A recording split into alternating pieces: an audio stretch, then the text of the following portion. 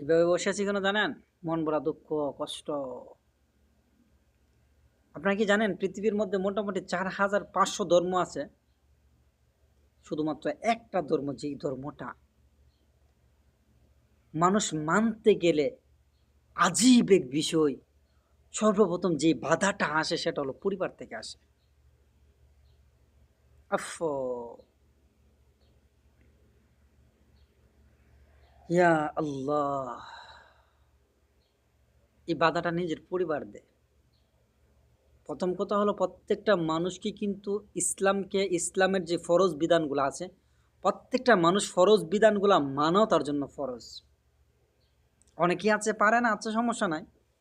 পারে না সমস্যা নাই। কিন্তু কেউ যদি মানতে চায় পরিপূর্ণ দ্বীনকে বা ফরজ বিধানটাকে সে মানতে চায়, তাহলে কি তাকে সহযোগিতা করা উচিত ছিল না?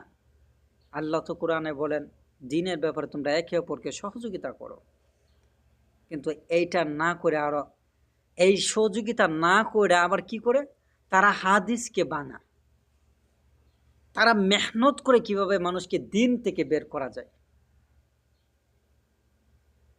কার কাছে কি দুঃখ বলবো? কষ্ট ইয়া রাব।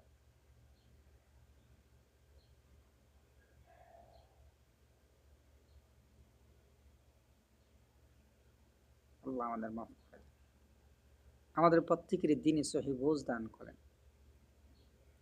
এই দ্বীনের ব্যাপারে প্রত্যেকটা মানুষকে আল্লাহ এই দ্বীনের ব্যাপারে জিজ্ঞাসা করবে।